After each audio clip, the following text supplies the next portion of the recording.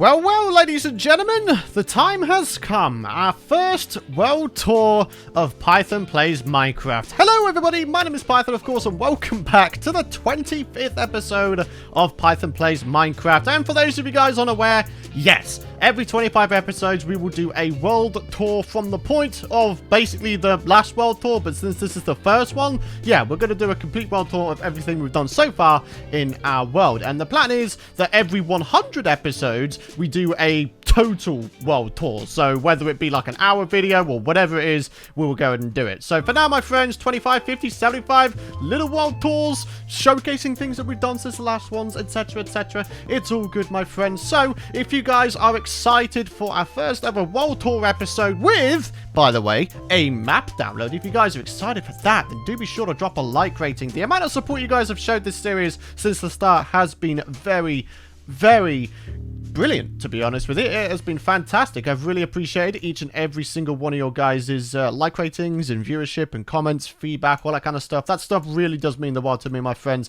So thank you so much for all of the support. Now, without further ado, we are going to go ahead and get into this tour. Now, like I say, there is a map download and it is on 1.15.1 Java edition. A lot of you folks are probably playing like Bedrock edition or Xbox or console or Pocket edition, whatever the heck edition it may be. Unfortunately, I have got absolutely no idea how to convert a Java save into a Bedrock save or whatever, you know, edition it may be using. Oh my goodness me, there's a creeper right there.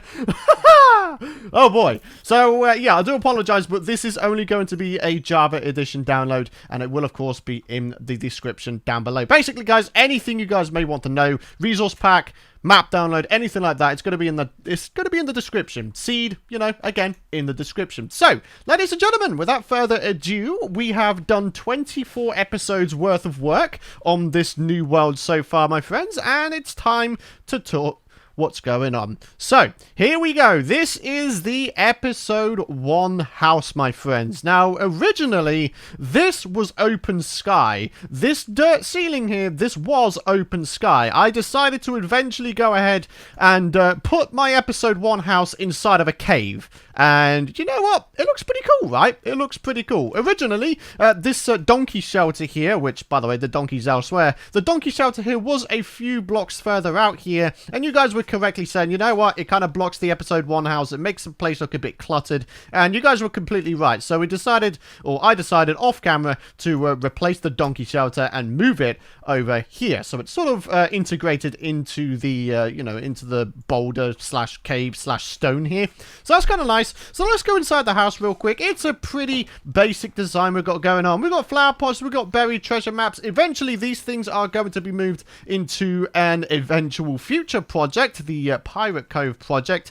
But we'll get into our future plans for this world towards the end of the video. So do be sure to stick around, guys. There's lots of things going on. But yeah, we've got ourselves honey stuffs here because you may notice we've got bee nests everywhere. Because I decided to go ahead and just, like, hunt for them and pick them up with Silk Touch and then just place them around here. So we've got bees going on, which is cool. I mean, it is 1.15, isn't it? So why not? So this is the first ever villager we decided to cure on this world. This guy's called Brian. It's basically Brain, but with I and A, you know, swapped around. So this guy's called Brian, and he has a 1 emerald mending trade. Now, for those of you guys unaware, if you go ahead and cure a zombie villager, they will give you some extremely hefty discounts off of their trade. So yeah, look at this. Originally 12, but down to 1. We can get a mending book for 1 emerald, guys. It is insane. So there we go. Yeah, we've got like a nice little villager resident in our episode 1 house. And for those of you eagle-eyed viewers, this is a painting, and it is actually one of your guys' fan arts. So yeah, that's one of the things that's part of this resource pack. All of the paintings have been replaced by bits of fan art that you guys have done in the community. So that is freaking sweet. So I think what we'll do is we'll sort of go around in a bit of a circle here and just sort of introduce what's going on. Yeah, we're going to need to, I think I might need to trim down these vines, huh? There's rather a lot going on. But this room here, it is our storage room. It is our primary storage room that we use for pretty much everything that we have in our world so far. Considering we're only 25 episodes in, you know, we don't have that much, but we've got enough storage to, you know, cope with what we've got going on so far, which is cool. So I actually decided to blow this room up with TNT and then sort of carve it out. I mean, you know, I am a creeper, right? I'm a creeper. I've got an explosive personality. TNT is like one of my favorite things, or at least it's becoming one of my favorite things. But yeah, it's looking cool. Again, fan art paintings here, guys, looking very good. We've got Petal, named after my real life dog, and we've got a parrot here from when we explored a jungle a fair while back. And if we go up here real quick, this is like an alternate entrance into this place. We can just sort of pop out here. We can follow this pathway all the way round, and it will basically take us to where we just were. So, you know, we've got a nice little pathway going on here, which is really, really nice. I've got a nice basic block palette going on here because, you know, again, it's still reasonably, you know, early in the series. So, to use... Oh my god, there's another one! Oh my goodness! These guys are pretty hell-bent on trying to kill me, huh? That's the second creeper we've come across today, guys. Alright, well, clearly we've got some sort of dark spot going on in here, huh? Yeah, we need to go ahead and rectify that. Alright, well, as you guys can see, we've got some little sort of mine shaft areas here. I decided to put coarse dirt and gravel behind fences here to make it look like, you know, this was a mine at some point. I've got a couple of those. I've got that one going on there. I've got this one going on here as well. I think it looks really, really nice as a wall decoration. You know, so yeah, I'm kind of down with that. Anyways, let's pop into here real quick. We do have ourselves a nice manual sugarcane farm, which, do you know what? Let's go ahead and do a bit of a harvest here real quick. I have... You know, I mean, it's pretty simple. It's pretty simple, right? We've got, like, lily pads over... Oh, wait, what's going on here? Huh. There should be a lily pad over that piece of water, but apparently not. Ah, well, doesn't matter. It's a nice manual farm, guys. We've got a nice amount of sugarcane going on. Back here, we have ourselves a cow farm. It's pretty simple. We just breed these guys and then just kick the butts. You know, and then the hoppers, which they're all standing on, will go ahead and pick everything up. So, yep, there we go. A little bit of a supply of leather. Over here, we have ourselves a villager with an Unbreaking 3 trade for 1 emerald. Again, a very, very nice trade because this guy was cured from a zombie villager. And you guys are going to notice we've got villagers sort of all over the place, really, inside of the walls. So, yeah, Unbreaking 3 for 1 emerald. Extremely very good trade, if you ask me. It is fan-freaking fantastic. So, let's continue on, shall we? We're going to head round here. We have ourselves a nice sheep farm. It's a pretty basic sheep farm, you know. We just go ahead and breed them all manually. You know, there's no automation here at all. But, you know, we will eventually probably do an automated sheep shearing farm or whatever it is we may want. And the reason why they're all red and yellow is because, obviously, Christmas came around. And, yeah, Christmas 2019, I decided to make this into a Christmas island. It was just sort of like a bit of an overhang island in the middle of this lake here. I decided to make it into a Christmas island, and I was contemplating taking down the decorations, but you know what? I'm not going to do that. I'm not going to do that because, well, you know, I kind of want to have mementos to previous times that we've had in this world. So Christmas 2019 has just gone, and, you know, maybe several years down the line we can come back here and be like, oh man, this is cool. This was from several years ago, you know. It'll be nice to have little mementos to the past, basically. I think that's fantastic.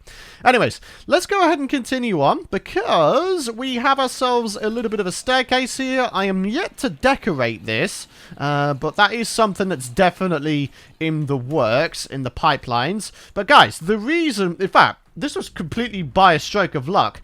Our episode 1 house, guys, is situated right on top of a zombie dungeon.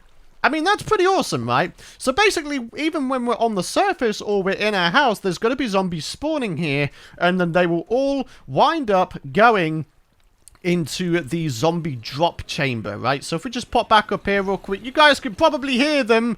There's rather a lot of them, but here they are. This is how I've been getting my XP and repairing my tools and such. So let's do a bit of a culling here. Oh man, I do love this. It is a great little farm. Obviously, you know, it's a pretty basic farm by every stretch of the imagination, and there's not too much going on. It's a pretty slow source of XP, but it's a good source of XP. It's a gradual source of XP. It's great. And then next to this place, we've got ourselves a cleric, so we can sell the zombie flesh that we may wind up having on us. So here we go. Another great way of going ahead and repairing your tools. Fantastic. All right, so let's put you back in there.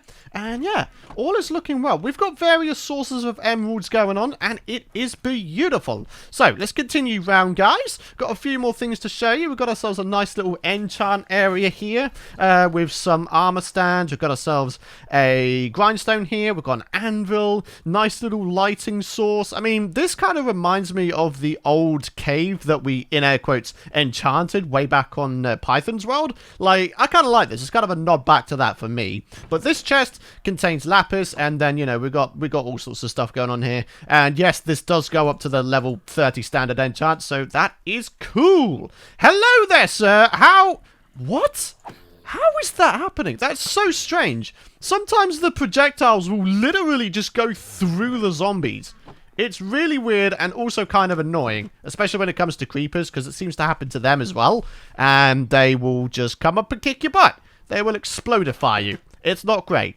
Anyways, guys, let's check out a couple other things we've got going on. Hello there, Butsky. Get killed. Alright, we've got ourselves a snow farm here, my friends. Extremely simple design. A freaking toddler could do this. It is unbelievably easy. So there's the snowballs. We've got a hopper with a hopper minecart on top of it. The hopper minecart is going to pick up all of the snowballs that come off here. But since we have silk touch this time, check it out. We can get snow layers directly. Ooh. I totally forgot that you could silk touch snow layers. Dude, this is going to be so much easier. Oh, man. So originally this shovel didn't have silk touch, which is why we got so many snowballs. But when it comes down to it... Oh, man. This is such a cheaper way to get snow layers.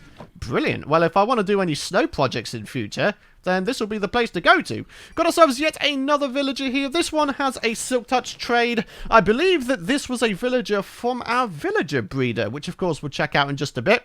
But, you know, even despite the fact we didn't cure this guy, it's a pretty cheap trade for silk touch, isn't it? So I'm pretty happy with that one.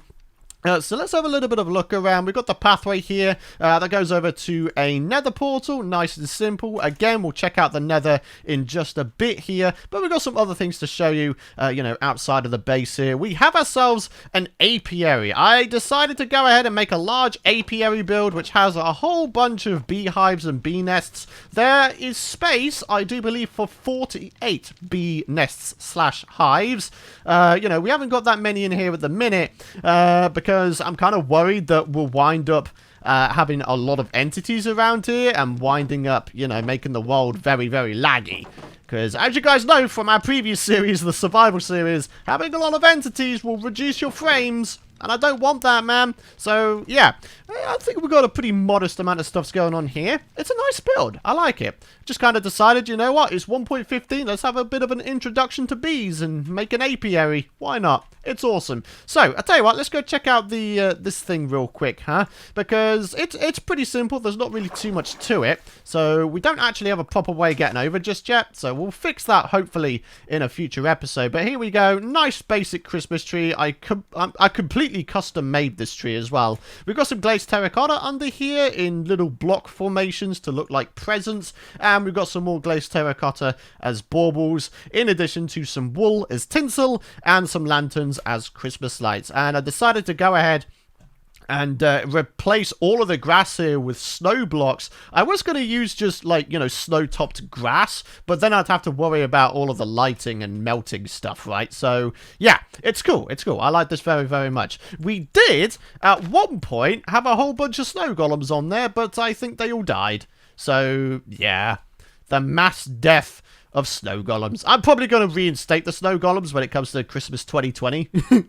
But yeah, it's a thing that happens. I guess it's something we have to deal with. So anyways, guys, we have ourselves a nice little pathway up here. We can, again, go up here real quick and sort of do a little bit of a J-turn to the right here. And we've got ourselves a bit of a walkway where we can just look up on our dominion and think it good. It is good, my friends. I mean, you know, we've not done too much in the world so far. It's only episode 25, isn't it? But, you know, we've got some good stuffs going on. It's great. I like it. So, yeah, this is eventually going to sort of wrap around this mountain and go wherever I want it to go. And then this little room here, sort of concealed away, this is the villager breeder output. So we've got 3 villagers here at the minute, all ready to be assigned professions and all ready to be, you know, shipped off to wherever we want them to go.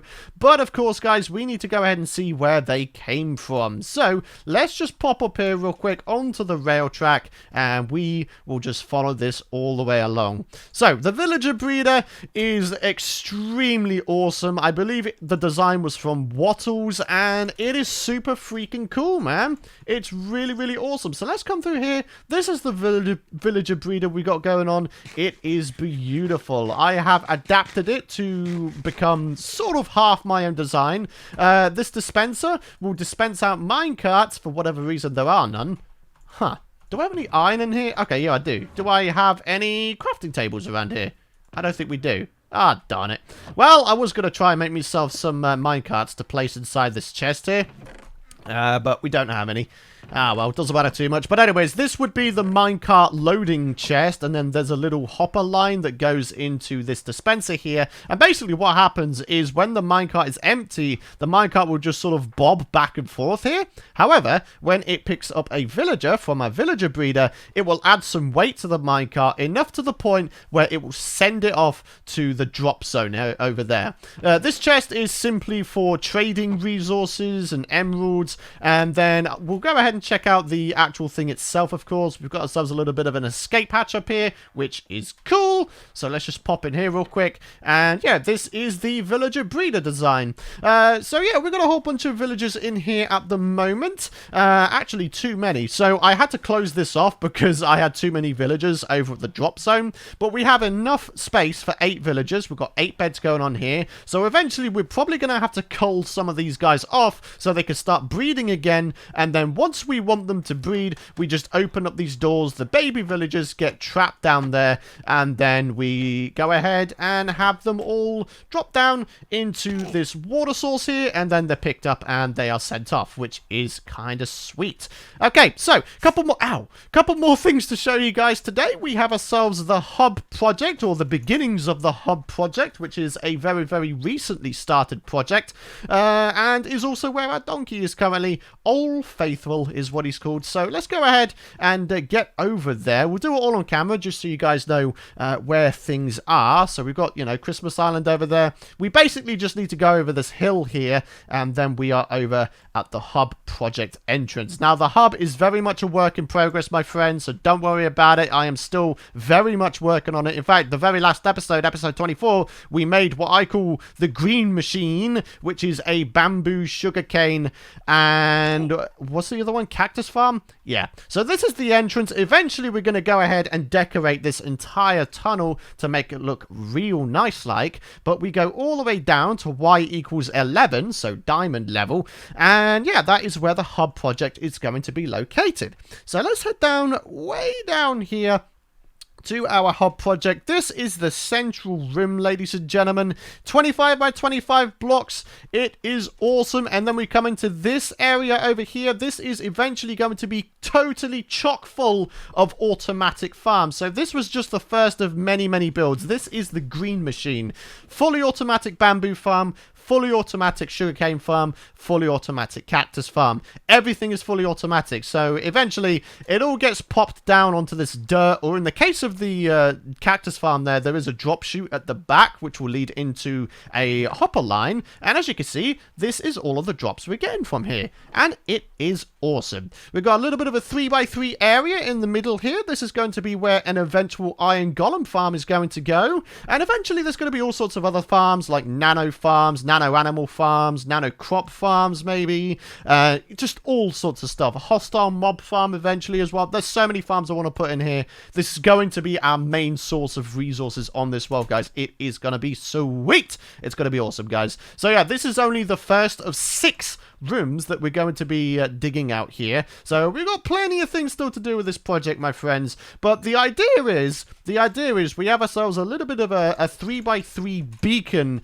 in the middle here, and the size of this entire project is specifically designed to the point where all of the area that we have here is within beacon radius, okay? So even if we're way back over here, this is 50 blocks away from the 3x3 beacon area, so all of this area is within the beacon area. Oh, there's a slime chunk here.